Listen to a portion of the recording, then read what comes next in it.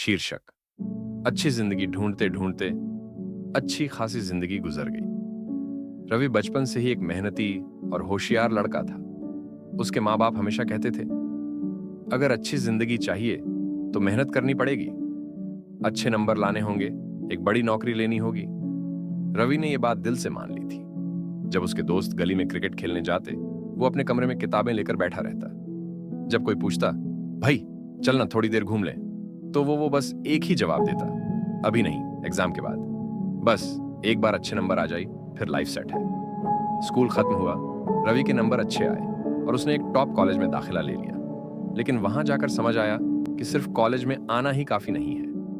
अगर top company में placement नहीं मिली तो सब बेकार है। वो फिर एक नई दौड़ में शामिल हो गया। जब उसके दोस्त पार्टियां करते या टाइम पास करते, वो अपने रिज्यूमे को और प्रभावशाली बनाने में लगा रहता।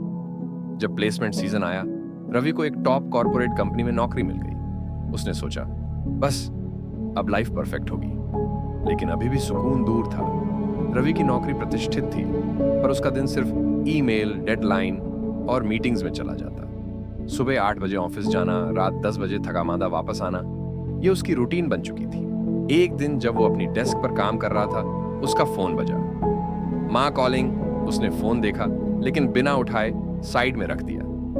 बाद में कॉल करूंगा, अभी काम जरूरी है। और फिर उस दिन रवि की जिंदगी का एक और तनाव भरा दिन शुरू हो गया। जब वो ऑफिस में मीटिंग के लिए गया, तभी उसके बॉस ने सबके सामने डांट दिया, रवि तुम्हारी रिपोर्ट्स हमेशा लेट होती हैं। अगर तुम्हें सीरियस नहीं रहना तो कोई और नौकरी ढूंढ लो। सारा ऑफिस उसे घूर रहा था। रवि सिर झुकाकर चुपचाप बैठ गया। उसने सोचा, मैं इतनी मेहनत करता हूं, फिर भी ये सब हो रहा है। उस रात जब वो घर जा रहा था तो वो थोड़ा उदास था। एक अजीब सा खालीपन उसके अंदर महसूस हो रहा था। घर जाते वक्त उसकी नजर एक ओल्ड एज होम के बाहर बैठे एक बूढ़े आदमी पर पड़ी। सफेद बाल, झुकी कमर, आंखों में अजीब सी शांति। वो आसमान को देख रहे थे जैसे कुछ खो चुका हो। रवि बिना सोचे उनके पास जा बैठा। दादाजी, आप रोज यहाँ आते हैं? बूढ़ा आदमी मुस्कुराया। हाँ बेटा, बस गुजर गई जिंदगी को याद करने। रवि थोड़ा हैरान हुआ। याद करने मतलब? बूढ़ा आदमी एक गहरी सांस लेकर बोले, मैं भी कभी तेरे जैसा था बेटा। हमेशा एक बेहतर जिंदगी की तलाश में भागता रहा, पर जब तक समझा तब तक सब कुछ हाथ से निकल चुका था। फिर उन्होंने एक लंबी सांस ली और कहा, अच्छी जिंदगी ढूंढते ढूंढते अच्छी खासी जिंदगी गुजर गई। रवि उनकी तरफ धीरे से झुका। दादाजी, क्या हुआ था? और तभी बूढ़ा आदमी एक कहानी सुनाने लगे जो रवि की जिंदगी बदलने वाली थी। मेरी बेटी नेहा छोटी थी जब एक दिन उसने कहा, पापा मुझे पार्क ले चलो। मैंने कहा, बेटा अभी काम है, अगले हफ्ते चलेंगे। एक हफ्ता गुजर गया, फिर एक और हफ्ता, फिर एक और एक दिन वो पार्क जाने की इच्छा ही भूल गई। जब वो छोटी थी तो मेरे साथ रहना चाहती थी। जब बड़ी हो गई तो उसके पास मेरे लिए वक्त नहीं रहा। जब मैंने उसे बुलाया तो उसके पास और लोग थे, पर मैं नहीं। मेरी पत्नी कहती थी, थोड़ा वक्त मेरे साथ भी बिताओ। मैं कहता था, बस ये प्रोजेक्ट पूरा हो जाए तब बैठेंगे। और जब वक्त मिला तब उसे मेरे साथ बैठने की जरूरत ही महसूस नहीं होती थी। मेरे दोस्त बुलाने आए तो मैंने कहा, यार टाइम नहीं है, अब बाद में मिलेंगे। और एक दिन मैंने उन्हें बुलाया, पर किसी ने जवाब नहीं दिया। बूढ़ा आदमी ने आसमान की तरफ देखा। बेटा, मुझे लगा था वक्त रुक जाएगा, पर वक्त किसी के लिए नहीं रुकता। अच्छी जिंदगी ढूंढते ढूंढते अच्छी खासी जिंदगी गुजर गई। रवि चुप था।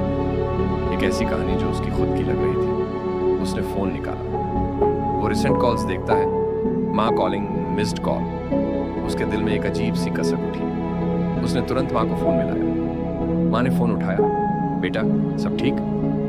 आज पहली बार रवि ने कहा, माँ बस ऐसे ही बात करनी थी। अगले दिन रवि ने अपनी पुरानी डायरी खोली। उसने देखा कितने दोस्त थे जो अब दूर हो चुके थे।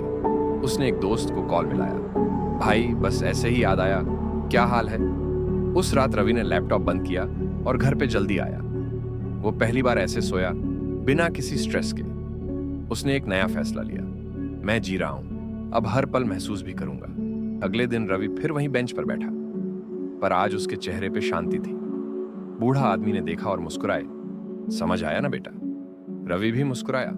हाँ दादाजी, अब मैं वक्त को जीने लगा हूं। और कहा, हर वक्त जिंदगी को बेहतर बनाते बनाते मैंने जिंदगी को जीना ही छोड़ दिया था। ये भाग दौड़ भरी जिंदगी में इस तरह उलझ गया था कि क्या ही बोलूं अब। जब आपकी बातें सुनी और मैंने ये सोचा कि आखिर में जब मैं आपकी उम्र का हो जाऊंगा तो मेरे पास स्माइल करने के लिए, हंसने के लिए कोई कहानी नहीं होगी। बस याद आएगी तो बस ये काम, डेडलाइन, ऑफिस, ये बोलकर रवि ने एक स्माइल की और दादाजी से कहा, तो अब बस कुछ यादें बटोर रहा हूं जिससे बाद में याद करूं तो रिग्रेट्स ना हो। बस स्माइल आए चेहरे पर।